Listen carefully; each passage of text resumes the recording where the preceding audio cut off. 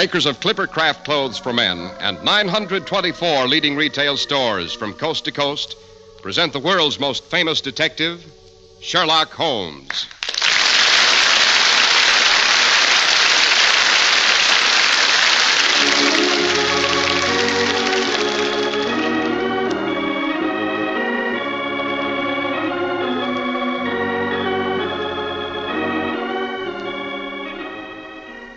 Our stories are based upon the character of Sherlock Holmes, created by Sir Arthur Conan Doyle, and the dramatizations are by Edith Meiser.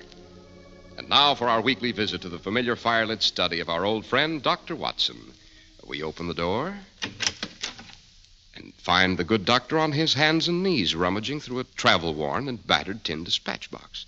Great Caesar's ghost, don't tell me that's the one, the famous box containing the records of Sherlock Holmes' unpublished cases. It is indeed, Mr. Harris, it is indeed. But I thought that was supposed to be kept deep in the vaults of the Bank of Cox and Company of Charing Cross. Oh, not during the war, it wasn't, thank heaven. The bank was hit twice, you may remember.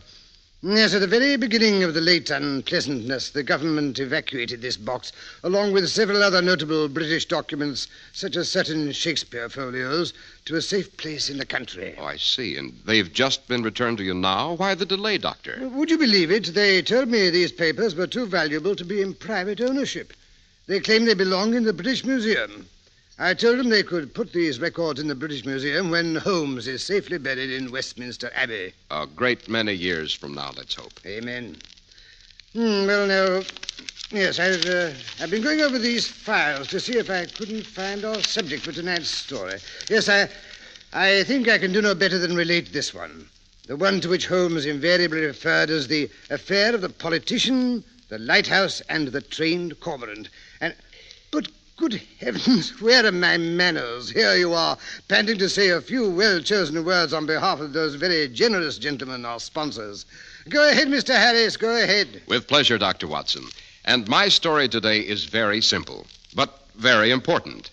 It's a tale of the greatest values in clothes the American public has ever seen. Values that have rhyme and reason behind them, that are the result of a carefully laid out plan. Manufacturing ingenuity and a really great distribution idea make it possible for you to buy superlatively fine Clipper Craft clothes at astonishingly low prices. Yes, and right in your own local independent store where friendly attention is traditionally yours. Through the Clipper Craft plan, 924 leading stores across America have concentrated their buying power, bringing you tremendous savings in manufacturing and distribution costs. Take a look at Clipper Craft's expensive-looking suits at only $35 and $40, with a few deluxe models at $43.75. And Clipper Craft top coats and overcoats, too, at only $30 to $40. And sport jackets at only $24. You don't have to be a Sherlock Holmes to solve your clothes problem this fall. Simply compare Clipper Craft with clothes selling for many dollars more.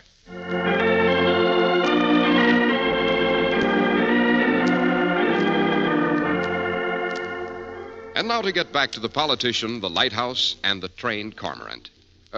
What exactly is a cormorant, Dr. Watson? A largish bird, Mr. Harris, that is inordinately fond of fish, which it dives into the water to catch.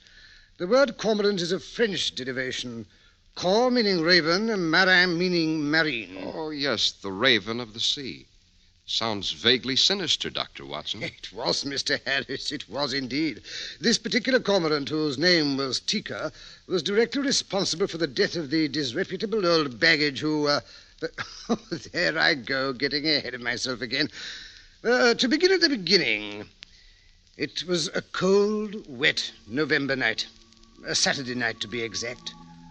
Holmes, overcome with the restless energy which sometimes burned inside him like a seething volcano, had insisted on a visit to the Port of London, the Chinese section of it that is so often referred to in tones of awe and terror as Limehouse.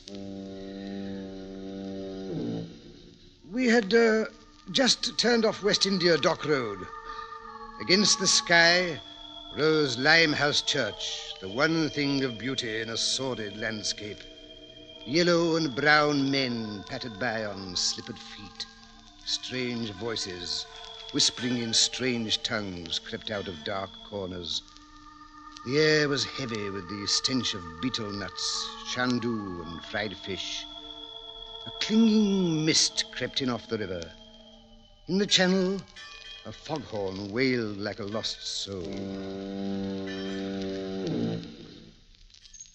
Holmes, what's the point of all this meandering? First up one dilapidated alley, then down the next. I'm frozen to the bone.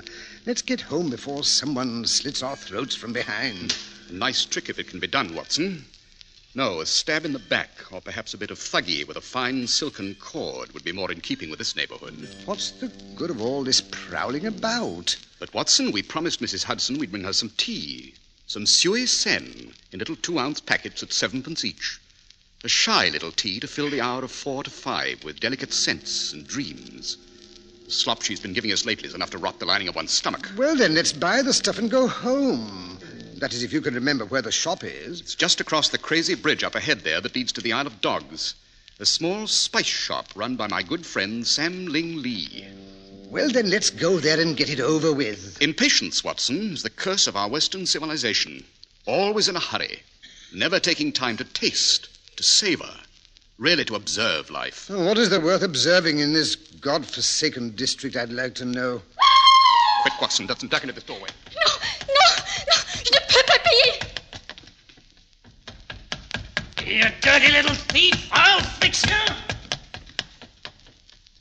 Good Lord, Holmes, that man was chasing her with a stiletto. After them down the next alley.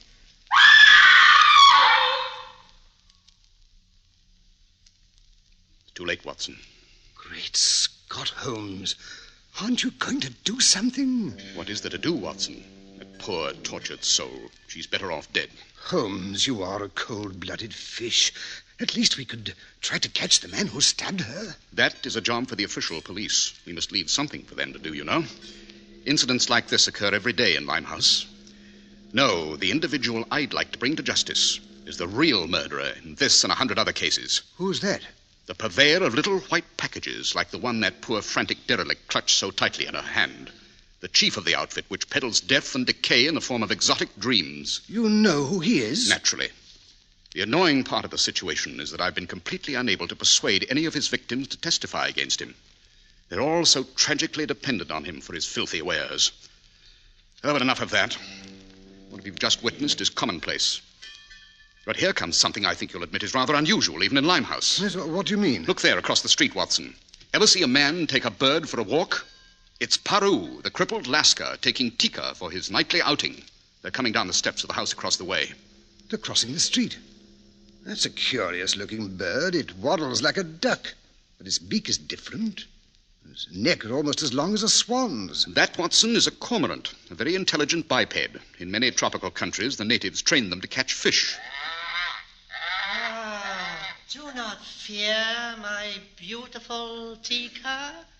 The men will not harm you. Paru will protect his Tika. Careful. Here the stones are sharp. Well, I'll be... Undoubtedly, Watson. Paru couldn't be more attached to Tika if he were his own son. But did you see the bird's eyes? They shone yellow in the light of the street lamp like a cat's. Yes, many of the natives hereabouts are afraid of the bird. They say he has the evil eye. Perhaps that's why Paru and Tika are considered star boarders at the lighthouse across the way. The lighthouse? It's the name of the most notorious lodging house in all of Limehouse. Chinese, Lascars, and East Indians sleep there, 10 and 12 to a room on the bare floors or on mildewed mattresses. Tika and Paru sleep curled up in a closet on the top floor. At least they have privacy. Charming place. Why in heaven's name don't the authorities clean it out? Authority around here, Watson, is Harry Hawkins, called Handsome Harry by the natives because he's so definitely the opposite. Mr. Hawkins not only owns most of the houses in this area, he's councilman for this district. Yes, but surely it's not good business to let your property go to rack and ruin like that place across the way. The lighthouse, Watson, is run by a vicious old reprobate who's known as Mother Fishface, partly because she has no teeth and a cold and fishy eye, and partly because she runs a fish house in the kitchen under the steps, where she dispenses decayed fish and chips at 2p a portion to the poor starving wretches who inhabit the rooms upstairs. Mother Fishface is the only one who dares talk back to Mr. Hawkins. She's the only one who dares to be late with her rent. In fact, it's rumored that she has something on the old boy, and he's definitely afraid of her. Knows where the body's buried, eh, Holmes? Or how he procures the opium and hashish he undoubtedly deals in. I suspect most of her boarders are smugglers of the vile stuff.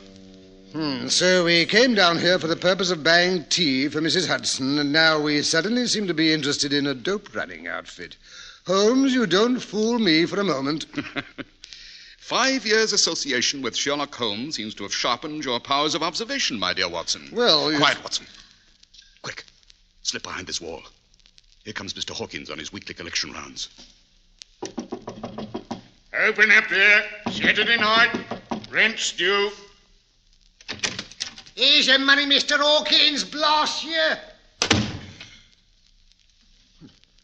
Charming fellow, Mr. Hawkins. Quiet, Watson. He's about to knock on the kitchen door opposite. Let's see what happens at the lighthouse. Hi there, Mother. It's me, Handsome Harry, come to pay a visit. What do you want, you old fool? What would I want, dearie? It's Saturday night, rent night. You're a week behind now. Supposing I am. You ain't starving. You can wait, can't you? No, old girl, you know I wouldn't press me old sweetheart. Here, look, I brought you a present. A fine bottle of gin. What's wrong with it? Is it poisoned? Oh, have your little joke, won't you, dearie? No, I don't think you'd do a thing like that, Harry. The day they find me murdered, that's the day you'll wish you'd never been born. How you do run on. If anything was to happen to you, you know it'd break me heart. Wouldn't it just? Here comes that cripple and his bleeding bird. It's always sneaking into me door and making away with a fish. Them birds has a weakness for fish. Well, if he don't keep out of my kitchen, it'll be the weakness that finishes him. Hey, you there, Peru! Yes, Madam Fishface. Keep your dirty bird out of my kitchen, and don't you call me madam. My Tika is not as dirty as your kitchen. And as for your fish, I would not feed it to a swine, much less my beautiful Tika. There he goes, sticking his head in the door. Here, get out, you. Stop! Go on. Stop! Do not raise that broom to my Tika. Not raise the broom, is it? Listen to me, you slimy heathen.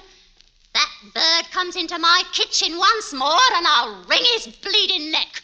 You listen to me, Madam Fishface, and listen well. You touch one feather of Tika's beautiful neck, and I will kill you. I will kill you dead. Here, now, that's enough. I'll have no one threatening Mother Fishface. You heard what he said. You heard him. There, out he goes, out of my house. Let him sleep in the streets. Let him sleep in the gutter with his dirty bird. No, Mother, don't you get your danded up. Go on in and drink your bottle. That's a good girl. It's Saturday night, remember? You got a little spree coming to you. I know what I'm doing. No one has to tell me. Come, Tika. We do not enter her filthy premises again. We go sleep in the churchyard. It is warmer than Madam Fishface's heart. Well, that little commotion seems to have resolved itself, Mr. Holmes? I wonder. At any rate, the fog's lifted a bit. We'd better get around to Sam Lee's place before he shuts up his shop. I could do with a dish of hot tea. A dish? It'd take a gallon to warm me up. Well, come along then. It's no good loitering at Mother Fishface's door any longer, Mr. Hawkins. I fancy she and her bottle are locked in for the weekend. Oh, and Braid. Oh, it's you. And what is the eminent Mr. Sherlock Holmes snooping around here for, eh? Snooping? My dear Mr. Hawkins, you underrate me. Dr. Watson and I were merely enjoying the local color. You have such lurid local color in this district, haven't you?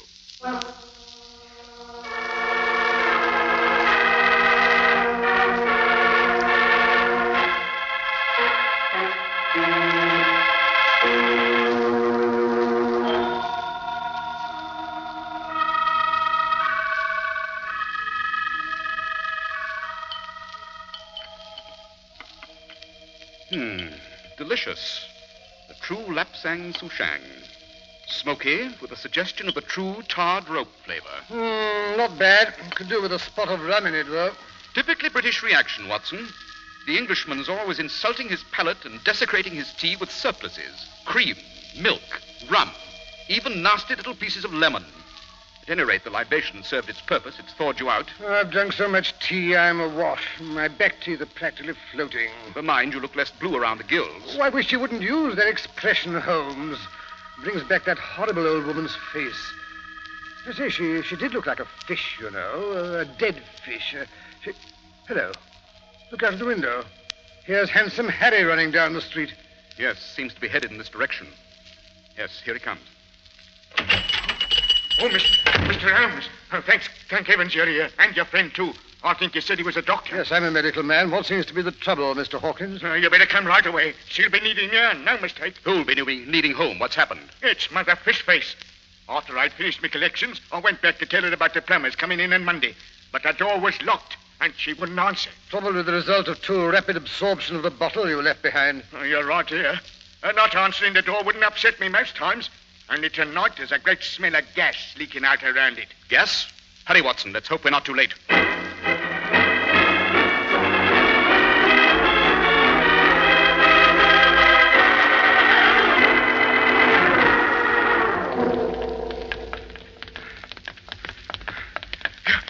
Here we are. 2 steps down. Careful. Top one's loose. Smell of gas. Very pronounced here, Holmes. Quite. Door locked. Shall I break it down? Windows quicker. Stand back. I'll use this loose brick. Phew, what a stench. Stale fish and gas. Give it a chance to clear for a moment. I say, there she is, Holmes. You can see her lying there behind the table. But what's that draped across her leg like a snake? It's not a snake, Watson. It's Tika's neck. The bird is doubtless lying beside her, hidden by the body. Tika! Come on, over the sill we go. Tika! Did someone see Tika? I look everywhere for him. I am asleep on a grave, and Tika sits on the tombstone. When I wake up, he's gone. He's in there, Paru. I'm afraid we've come too late. Tika! My beautiful Tika! She has destroyed him. All right, come in, all of you. I kill her. I slit her throat. Paru, put away that knife. And take the bird outside. Try artificial respiration. Don't waste any time. Watson, you look out for the old woman. My pretty, my beautiful Tika. Here, I better turn off this here gas jet on the stove. It's wide open. Don't touch it. But confound it, did you have to do that? Well, you didn't want to asphyxiate a lot of us, did you? No. But I did want to examine that handle for fingerprints.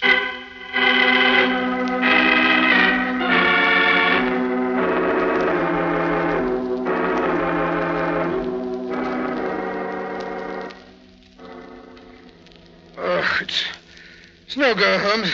I can't bring her round. She's turning cold. Yes, gas poisoning. That's what finished her. Unusually florid face. Gas poisoning complicated by cerebral thrombosis brought on by alcohol and high blood pressure. Yes, I noticed the uneven dilation of her pupils. Yes. Poor old dear. One never knows, eh, Mr. Holmes? Who'd have thought the next time I saw her she'd be lying there like that, cold as a mackerel? But if she wanted to commit suicide, Mr. Hawkins, why was only one gas jet open? Why not turn on the lot, eh, Holmes? I doubt very much if it was suicide, Watson. You don't mean it's murder? But the door was locked. No one could have got in. Well, that's right, Mr. Holmes. She never gave no one the key. It must have been accidental. Or at least that's what it was supposed to look like. What brings you to that fascinating conclusion, Mr. Hawkins? It was that bird what did it, mark my words. Time and again he knocked that gas jet open. Always old Mother Fishface would scream at him and shut it off. Only tonight, like as not, she was too drunk to notice. Drunk from the gin you brought her? I always brought her a bottle of gin on Saturday nights. It was that dirty Lascar did it. You heard him say he'd kill her. He knew she'd be drunk, and he shoved his bird in here. He did it, knowing he'd turn on the gas, reaching for a fish frying on the stove. Yes, there was a fish on the stove. But it was not frying because there's no frying pan. If there had been, the gas would have been lit, and there'd have been no chance for it to escape and fill the room. Yes, there was a fish on the stove, carefully draped across this handle. You'll notice that it's still greasy and smells rather strongly of mackerel. These scratches, I imagine, were caused by the bird's beak as he snatched at the fish, thereby pushing the handle and opening the jet. Well, that's what I said. That dirty heathen pushed his scrawny old bird in here, knowing Mother Fishface was lying helpless drunk with no way of protecting herself. And how did he manage to push the bird in here with all the doors and windows locked? Oh, I see what you mean. And it couldn't have been murder. It was accidental, like. The bird flew himself in. And how did he manage to do that? Oh, through that little trapdoor. Up there beside the window. It's got a little swinging hinge to it. So's the fish peddler could deliver fish through it when Mother Fishface wasn't home. That blinking bird, he flew up there, he did, shoved open the trap, and flew down into the room. What happened next was just like you deduced it, Mr. Holmes. It must have been. Poor old Mother Fishface, murdered accidental by a bird. Very interesting theory, Mr. Hawkins, but unfortunately it does not jibe with the facts. What do you mean, Holmes? Simply this, Watson. The bird couldn't have flown in because it so happens that this particular member of the feathered tribe is an Anopterum harrisi, or Harris cormorant, which occurs only on the Galapagos Islands. It is entirely flightless. You mean it can't fly? Not any farther than Dr. Watson. But it did get in here somehow, Holmes. You'll have to admit that. Quite. The cormorant was introduced into this kitchen by the only person, other than old Mother Fishface, who had the key to that door. Who's that? You, Mr. Hawkins, the landlord. Rubbish. Why should I be wanting to kill the old girl?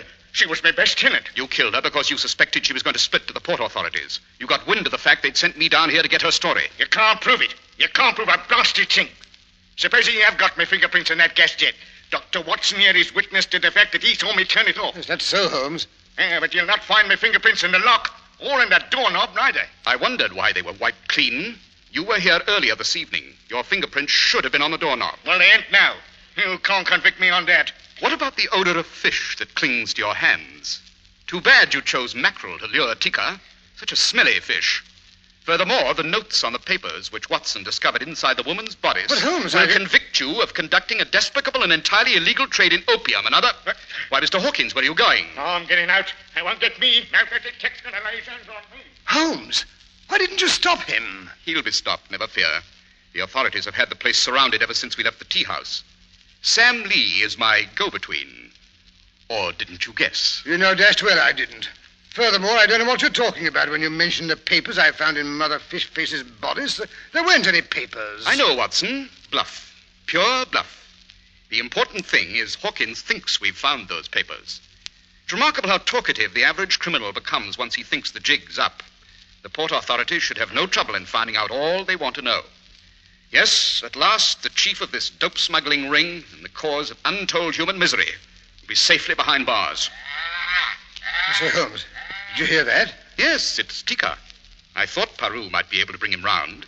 You see, he didn't have as much alcohol in his system as Mother Fishface. Let that be a lesson to you, Watson. You go to blazes.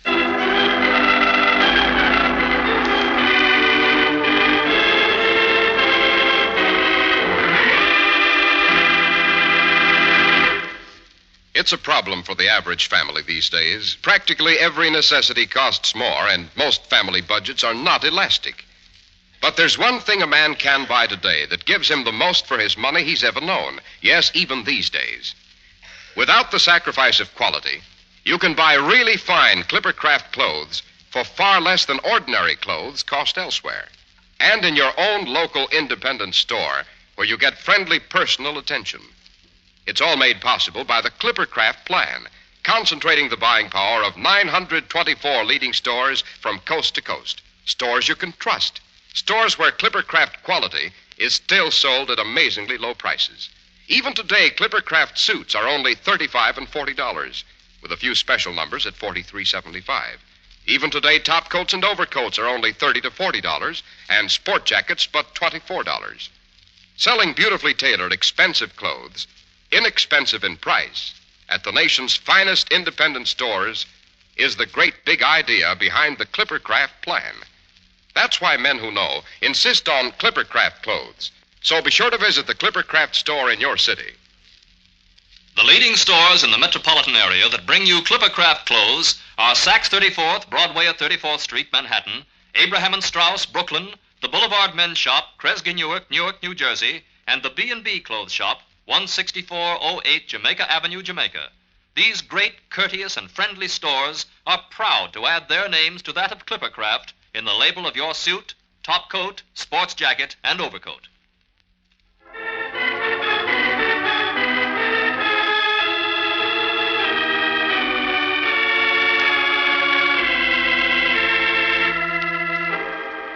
And now, Dr. Watson, did they succeed in convicting the handsome Mr. Harry Hawkins? They did indeed, Mr. Harris. They did indeed. Mr. Hawkins spilled the beans, as you say, with very little persuasion. As a matter of fact, Mother Fishface did have quite a few incriminating records tucked away carefully, which we subsequently found. Hidden in an old teapot or the family flour barrel, no doubt. Hidden away in a vault in the bank in Threadneedle Street, together with a very handsome collection of English banknotes. Thrifty old gal. Who inherited the money, Doctor? Holmes saw to it that the money went to the Limehouse Mission for Stranded Seamen. He also arranged for Parou to spend his declining years there. He even managed to wangle a permission for him to keep Tika perched on the foot of his bed. I guess there's nothing that can't be done if Sherlock Holmes sets his mind to it. I agree, Mr. Harris. Of course, I wouldn't want Holmes to know about it. When did Holmes first suspect that Hawkins had murdered old Mother Fishface, Doctor? Oh, he was pretty sure of it, Mr. Harris, when he realized Hawkins had run for a doctor without first stopping to break a window or turn off the gas. In other words, Hawkins was taking no chances the old girl might come to. That's about the size of it. And now I wonder if you'd like to give us an idea about what we can look forward to next week, Dr. Watson. Well, now, let me see. I think that next week I'll tell you how witchcraft suddenly came to life again in the west of England, and how the investigation of a fairy ring in the grass and a weather-beaten broomstick covered with medieval recipe for flying ointment led Holmes to one of the most diabolical criminals he ever encountered. I call it the Laughing Lemur of Hightower Heath. Sounds appropriate for what is practically Halloween. Why do you think I chose it, Mr. Harris? Why do you think I chose it?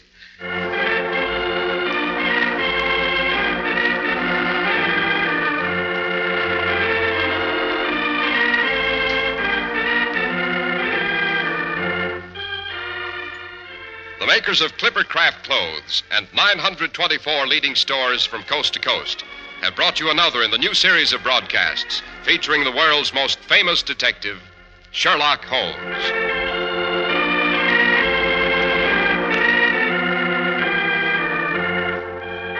Sherlock Holmes is produced and directed by Basil Lochran, with special music by Albert Berman. Holmes is played by John Stanley, Dr. Watson by Alfred Shirley.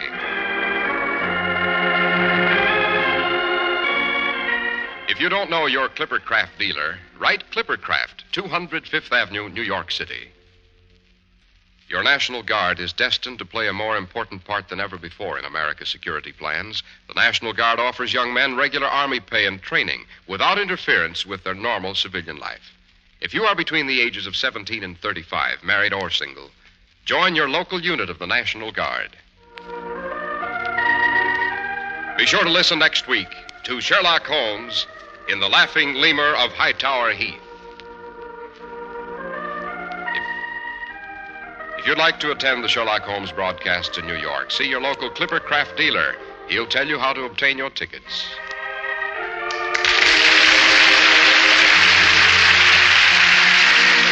This is Cy Harris speaking for Clippercraft Clothes. This is the Mutual Broadcasting System.